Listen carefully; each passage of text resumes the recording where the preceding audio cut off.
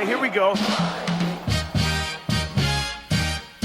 You might hear a little wisdom or a little bullshit, but that's just Mikey being him.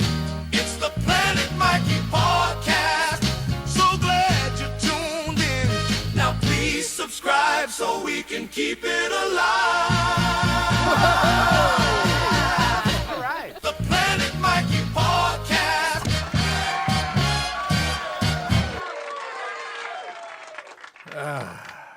Oh, sorry. Sorry. Are we started? We're started, yeah. I was looking for my phone over there in case someone, it's over here. In case something important happens. Yeah, see, the podcast is about to begin. Well, it's, better late than never, as they say, Bill Smith. Yeah. The amazing Bill Smith is in the controls, under control of the control board where the controlling happens, and he's the controller of Here, the show. I'll say hi here. Hold on. Go ahead.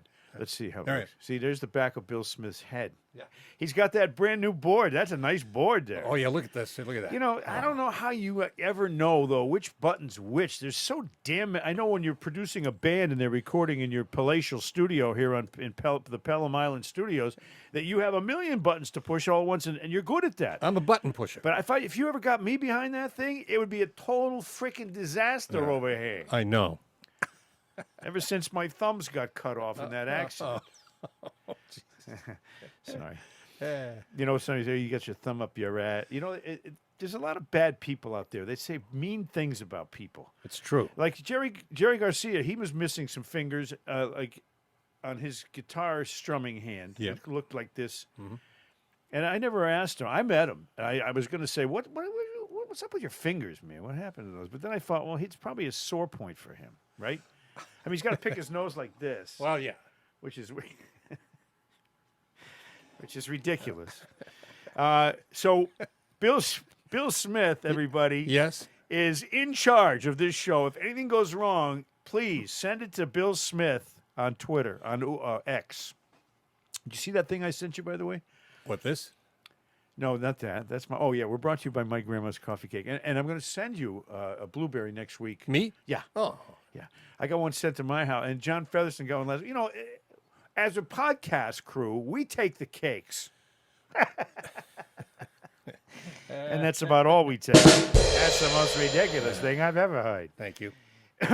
This podcast is available on your phone, on your home computer, on your television, on Spotify, iHeart, Apple Podcasts, and wherever you get your podcasts, including YouTube, where, God darn it, you got to please subscribe, because this is the only way Bill and I will get a raise. I was watching Rick Beato. Did you ever watch Rick Beato? No. He's a musician. He's like a professor of music. He's got this great music channel where he talks about, he interviews many, many different people.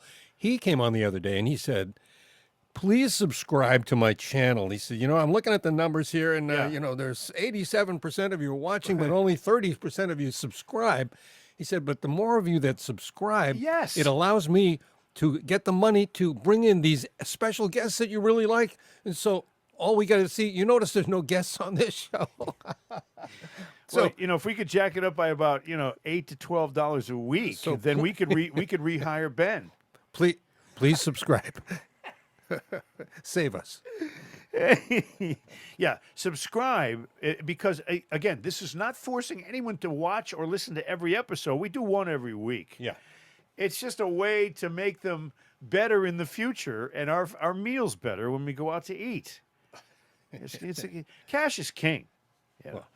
And we've been dealing with cake is king for years now. Speaking of dinner, we should once again thank Billy for taking us out to Smith and Walensky that one time. Oh, that was an amazing meal. We savaged that place. Private room, the whole thing. What a classy guy and a classy joint. I say about people named Bill, I just always think they're the best people. You're one, Bill Smith, but Bill Lee. Bill Lee, by the way, sent me a voicemail yesterday. Who's the greatest drummer and lead singer in the history of music? And I immediately thought of Don Henley. Mm-hmm. He says, in Bill's message, he goes, it ain't Ringo Starr. Oh man. How about Karen Carpenter?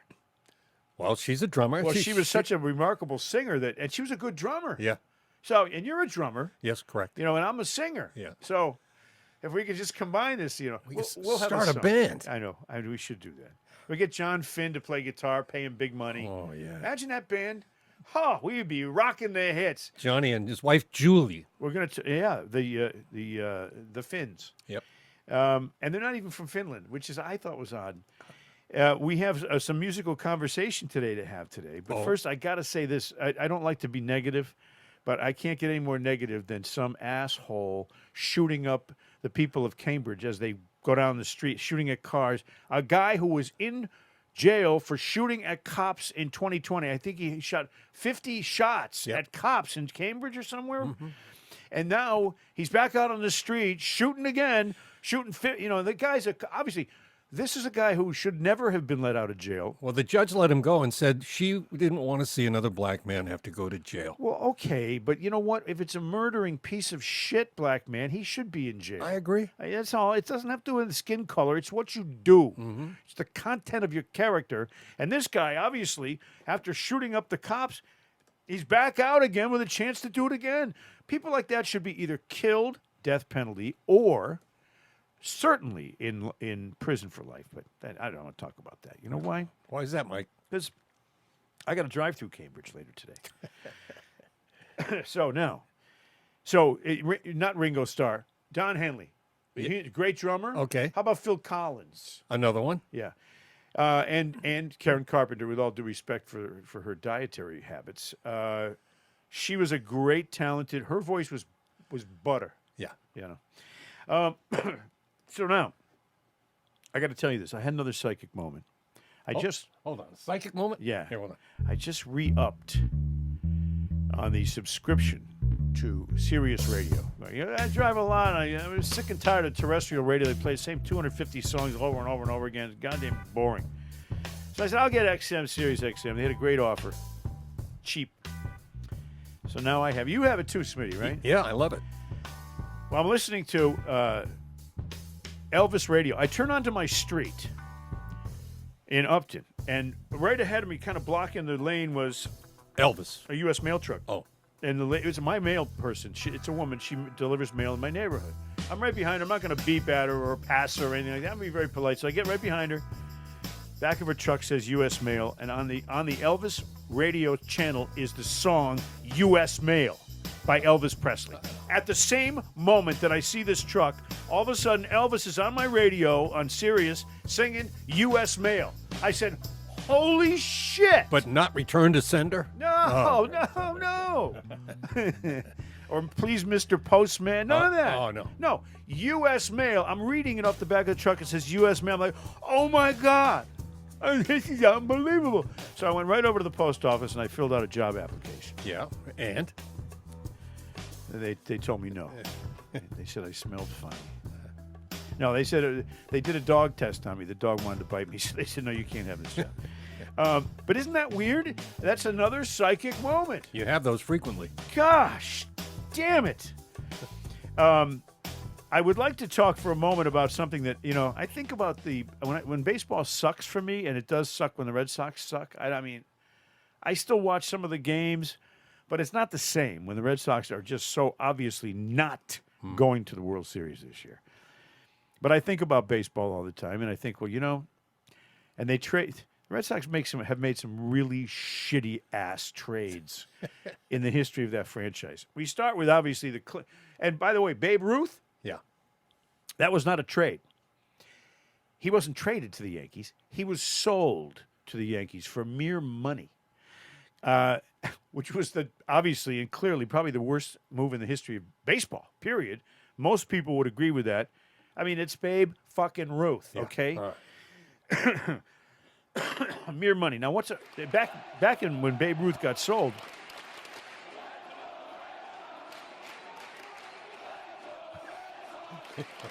back when Babe Ruth was sold, he was sold for $100,000. Now, let me just put it into perspective.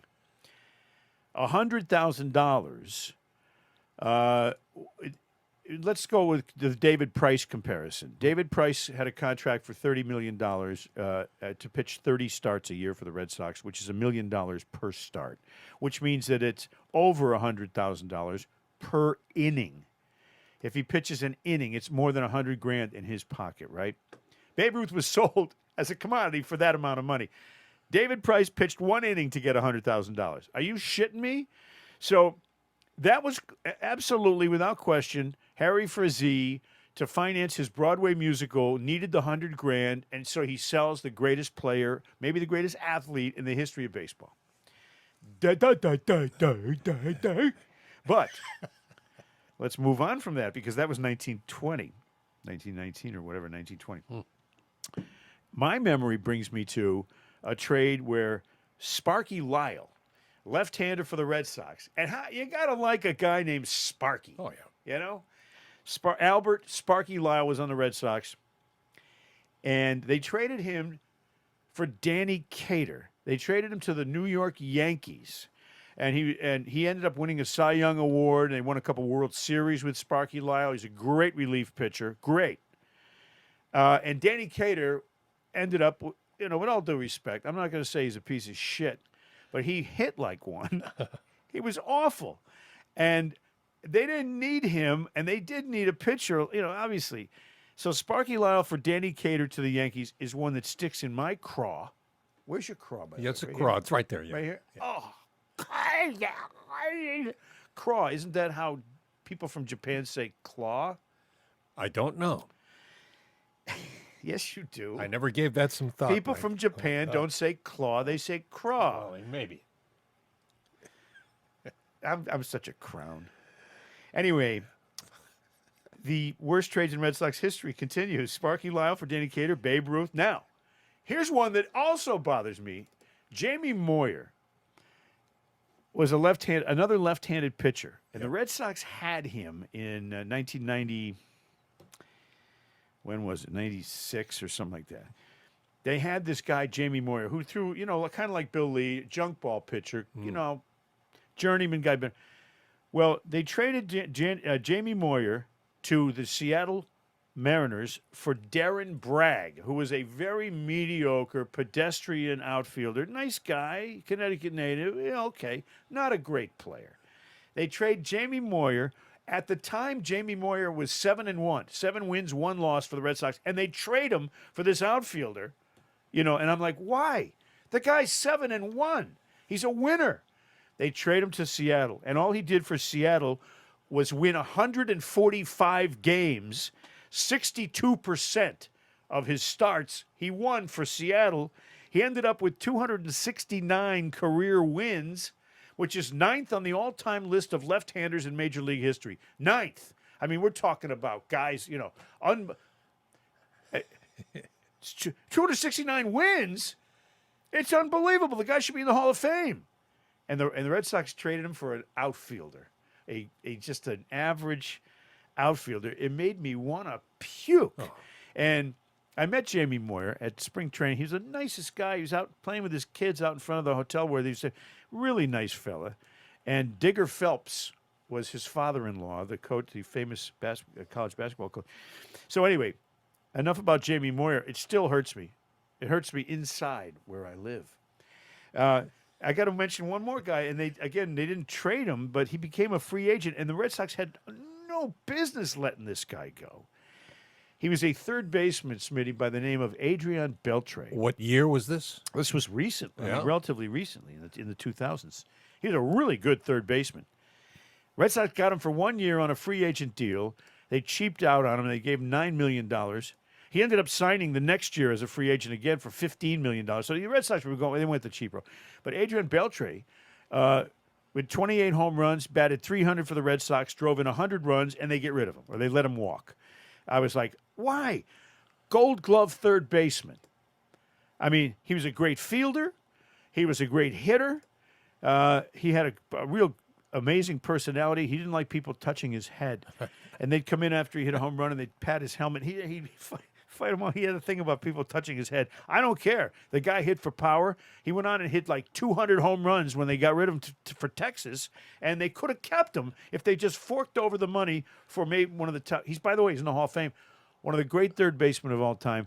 Red Sox, Babe Ruth, Sparky Lyle, Jamie Moyer, and letting Adrian Beltre walk. I'm going to say those are the 4 biggest mistakes I can recall in Red Sox history.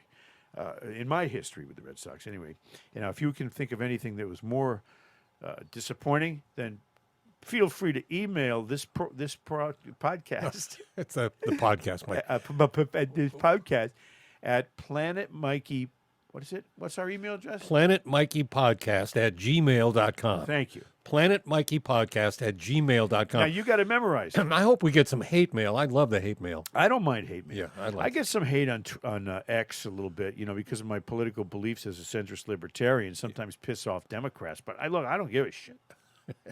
Do I look like I give a shit? Let me see. No. Good, because I don't. Anyway, but the Democrats are just so. It's these judges too. The judges are who letting out these criminals. You don't get a guy who's been shooting at people, cops 50 bullets, and then let him out. You don't let him out. What do you? And the judges, they're all the same type of person, idiots. Mm. Do I have to fix everything in this world? Well, I would think Governor Mike would fix things. See, I got this vaporizer here. You can adjust it and make it more. This is not smoke, by the way. You people, they don't be smoking on the podcast. No, it's vape. It's a different thing. And then it's not cannabis. So Oh. I will still make sense at the end of this podcast, just as I have in the entire so far. Okay. That looks pretty good there, Mike. Yeah. Smoke rings. I learned that when I was 12. I was listening to Sirius XM, and I'm talking about a lot of music today. Oh, wait a minute. Can I interrupt? Yeah. You know what I don't like? I love Sirius XM. What I don't like What? on any of the music, I don't care what the genre is, jazz, rock. Yeah. I don't want to hear any announcers. No, me neither. I don't want to hear the DJ. Well, if they were great DJs and they gave you insight and they had a good voice and you liked them, it would be different. But these guys are all. It's like listening to local radio now. It's like it's the same old shit.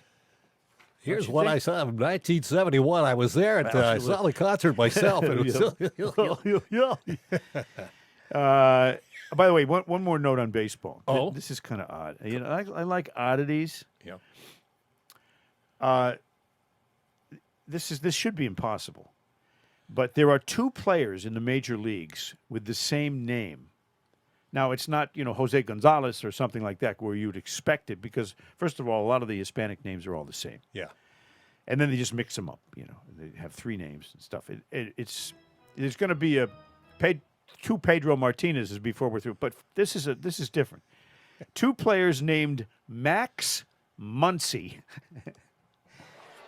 There are two Max Muncies in baseball, and they're not related. It's not like Max Muncy and his son, Max Muncy Jr. No. These are both infielders. One's for the Dodgers, the other's for the what used to be the Athletics of Oakland. Now, the odds of having two people with the same name, that's pretty slim, right? But when you break down the overlap, it gets even more crazy. First of all, they're not related, okay? Would a family give two boys in the same family the same name, Max Muncy? No. You never know. That wouldn't happen. No. But there are two pieces to their biographies that seem improbable. The first is this. Both players named Max Muncy in the major leagues were drafted by the Oakland Athletics.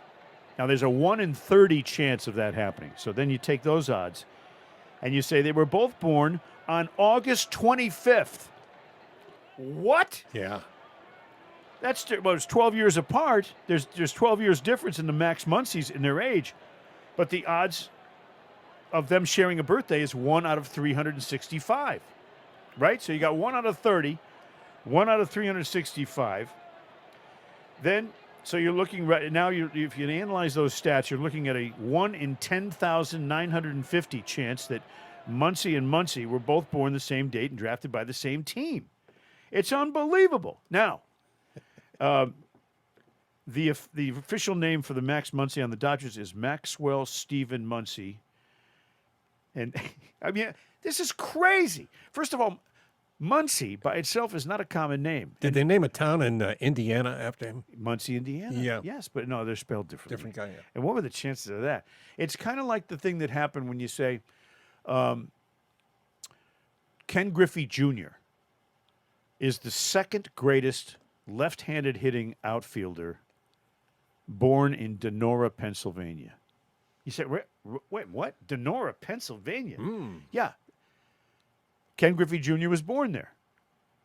And guess what? So was Stan Musial. And they were born on the same date, years apart, but they have the same birthday, same birthplace, both outfielders in the major leagues. So, and anytime you can say Ken Griffey is the second best outfielder, fill in the blank, you've done something because he was great. So anyway, that's my baseball talk for today. That was good. That was very good. How do you feel about that? Thanks, Mike. I feel fulfilled now because, if there's anything I like better than baseball, it's more baseball and music. When I was in the 60s, starting in 1964, all I gave a shit about was baseball and Beatles. Really? Yeah, the Beatles and baseball. That's all I cared about when I was 10, 11, 12, 13, 14, 15, 16. That's it. I had no other interests. And then the girls came along. Well, that'll change everything. All of a sudden, there's girls. Oh, look at this. Oh, I did. So I'm listening a lot to the Sirius Radio Network. They should give me a job. And you and I should do a show. No, on one just of those you. channels. That'd be fine. Both of us. I would be your listener. No, because we know music. You know music as good as anybody.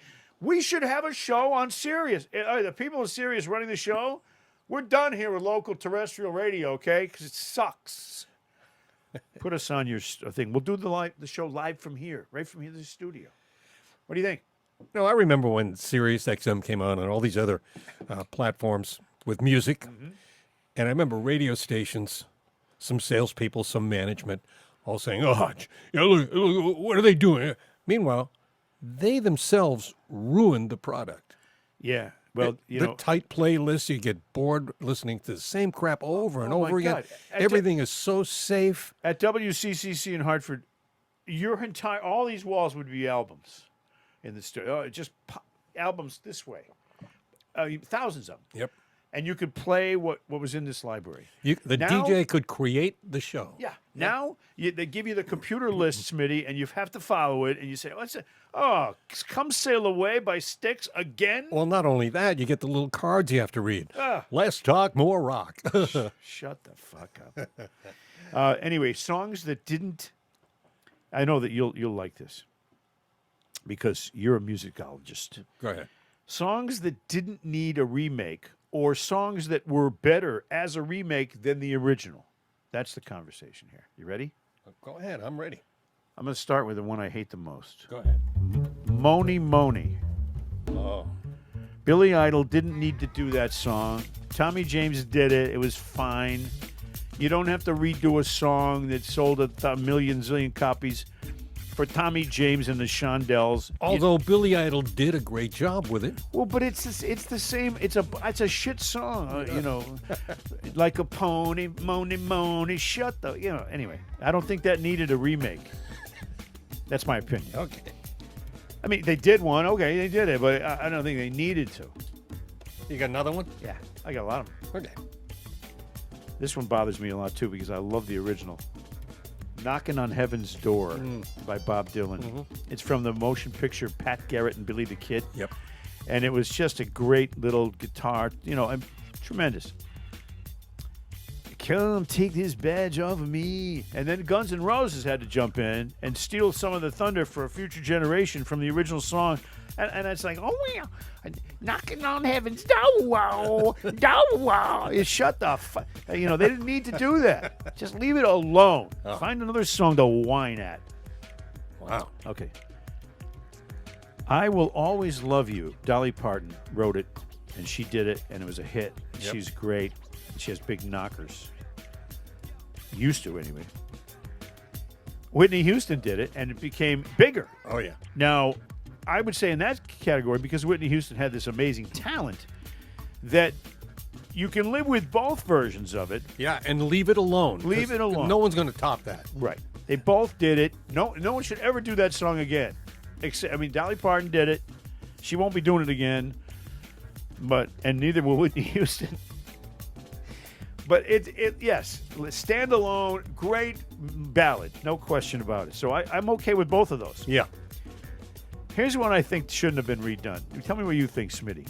Walk This Way by Aerosmith. Classic rock tune. I agree.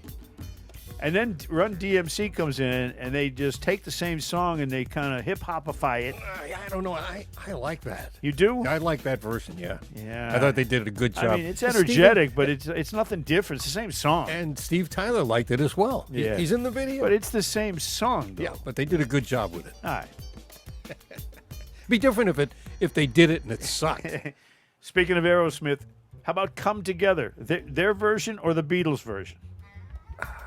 Two good versions, but how can you beat the original? That's it. They didn't need to do the second one. They made it more Aerosmithian. Well, what was terrible was the movie that it was taken from, that Sgt. Pepper's Lonely Hearts Club Band with Peter Frampton as Billy Shears. Oh, that was a piece of That shit. was a terrible movie. The music was good, though. Yeah.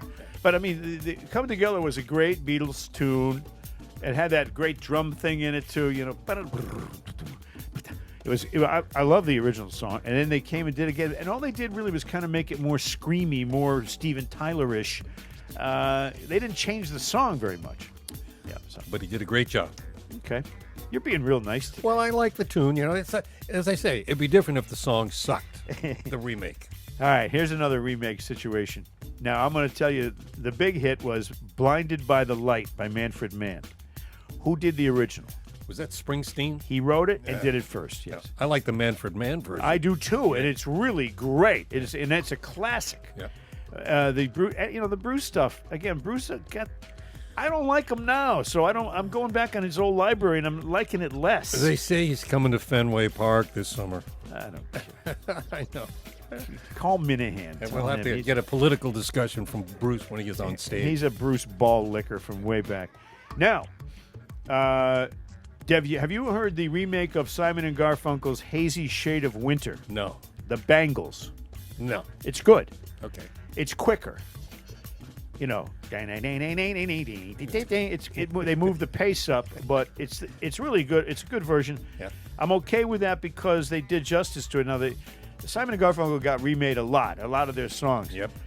In fact, what's the one I was going to... What was the one I was going to... Sounds of Silence. Yes. Oh. Disturbed. Yeah. One of the greatest remakes in the history of remakes, because Sounds of Silence was a nice little song, and it had the acoustic guitar, and it's pretty. It's Yeah. a very, very nice song. It's a big hit. But Disturbed gave it some balls. Yeah. I mean, they came in, and that guy, he's like, oh, it's scary almost. Yeah. Suddenly it means something. Unbelievable remake. And I'd say it's one of my top 5 favorite remakes of all time. How about I'm Your Venus, I'm the Fire of Your Desire? Who did the original? I think I got you. Hold on a moment. I got you. It's one name. Yep. It's No, it's 2 names. Oh. Well, it's 2 names together in a phrase. Well, give me a hint. Okay, Shocking. Oh, shocking. Shocking Blue. Shocking Blue did I'm Your Venus, and it was a cool song. Yeah. It was in 1970, 68, Yep. 70s. That was a good one. It was redone by Bananarama. Oh, yeah. You know, Bananarama. Who the fuck is Bananarama? Didn't they do Cool Summer? I think they shoved they rammed bananas up there. Bananarama, ram this. Oh, man. Anyway, I don't know why they bothered to do that. There's no need to do that. It's Venus, Shocking Blue, one-hit wonder. Leave them alone. Leave them alone. Those people that were into Shocking Blue, they need that. They 15 cents they get a week for residuals. How about... Oh, you got more? yeah, a couple. Good. I like these. Yeah, this is fun, isn't it? No. This Masquerade. Okay, George Benson, He did the hit. Leon Russell. Leon Russell wrote it. Yeah. Why did George Benson have to do that? Because he had a huge hit with it. And Harvey Mason was playing drums on that. Good You know Harvey? song. Oh, No, Harvey's no, great. no, never heard of him. Yeah. But that's a good song. Mm-hmm. But Leon Russell, we really he sounded like he was drunk all the time. I'm up on a tightrope. Well, the other Leon Russell song that was remade famously was the song Superstar. Oh. Long ago and oh so far away. Paul Williams write that? No, Leon Russell. Oh, okay. And Karen Carpenter had a version of that, which was a huge hit. And her Giant hit. And again, the Karen production Carpenter, on that, beautiful. you know, if she was gorgeous, think of what she would have been. She had the most gorgeous voice, but she was kind of very plain, and it didn't eat right. And it's a very sad story because she had, I think, one of the great female voices of all time in popular music. They asked Chrissy Hine once from the Pretenders who was her vocal idol. Yeah. And it was Karen Carpenter. You know, it's weird because they asked Jimi Hendrix one time which guitarist might be better than him, and he mentioned Terry Kath of Chicago. How about that?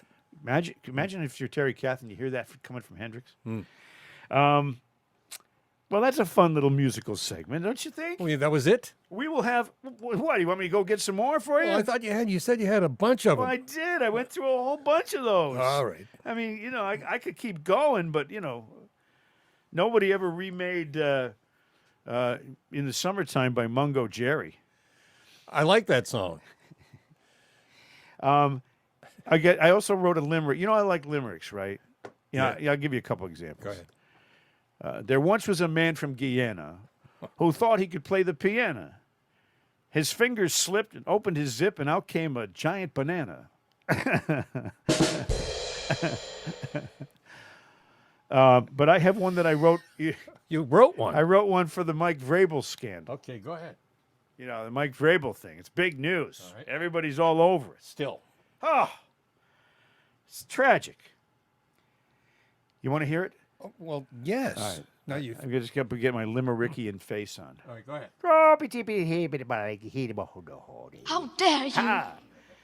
There once was a head coach named Vrabel, whose love life became such a fable.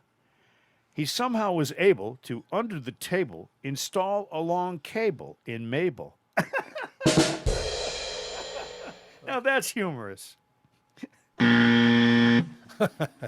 Unless you're Mrs. Vrabel. Then it's not so funny. I got to straighten that out, though. I'll tell you why. The Patriots, you know, it's a respect thing. And was he stupid? Clearly he was, at least in his dalliances, secret romances and stuff like that. A great coach, got him to the Super Bowl his first year as Patriots coach. They didn't win it. But, you know, I don't want him gone. But I got to tell you that you got to be, you know, he's got to be smarter than that, more clandestine in all of his misbehaviors, don't you think? Well, yeah, he just maybe got caught up in it He might have learned his lesson. because it can happen sometimes. Anyway, I'll worry about that when the time comes, Smitty. I got other things. I got, as they say, I got other fish to fry over here. You know, so I'll get to that later. I'll put that over here in a box called Things I'm Going to Think About at Some Other Time. What do you think? Good.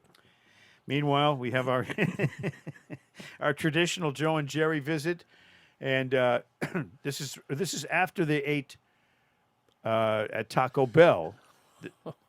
This particular song that they've chosen to do for today is something that they wanted to do, especially after they ate at Taco Bell. Are you ready?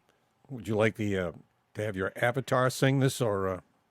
It doesn't matter to me because, you know, I'm not the focus of this. This is a musical, cultural, delving into something that most people don't know about or hear about on a regular basis. Well, hold on then. Let's see. Let's do this. Hold on. Notice how I pump up there it is. There you are. It looks like me. That's you right there. Here we go.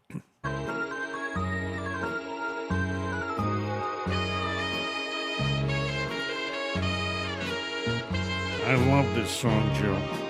Chairman of the board. I'm bored already. Do a good job, Mike.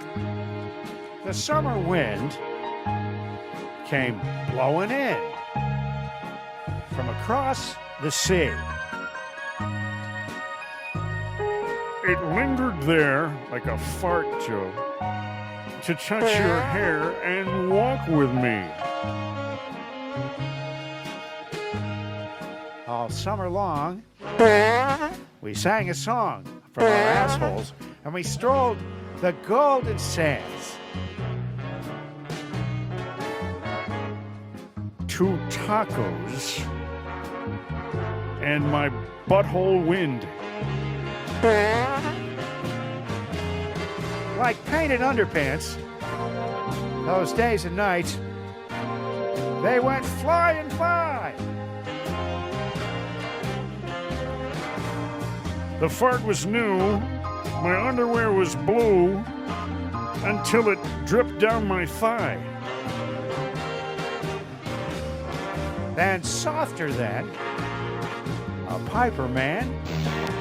Oh, one day it called to you, true. I can feel it.